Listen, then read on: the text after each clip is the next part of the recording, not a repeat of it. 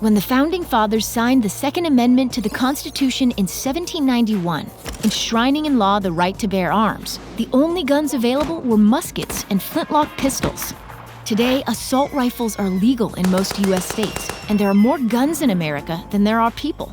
It's why calls for and against new gun laws are getting louder and more polarized across the United States.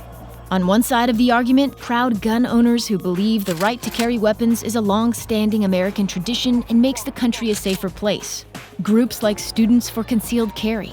On the other, a new generation of activists asserting their First Amendment right to demand change, like comprehensive background checks and a red flag law to help concerned citizens highlight possible threats.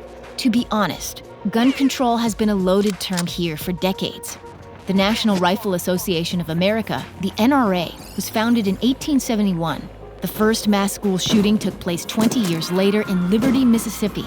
After 17 students and staff were shot dead at a Florida high school in 2018, student Emma Gonzalez revealed to the nation, "The students at this school have been having debates on guns for what feels like our entire lives."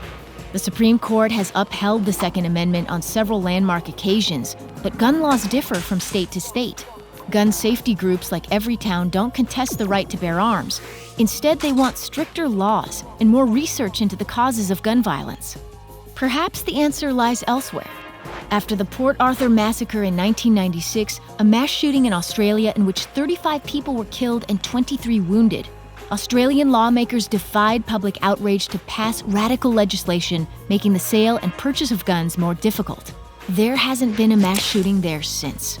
Are America's leaders willing to bite the bullet and defy the gun lobbyists? Or is restricting the Second Amendment an assault on basic freedoms?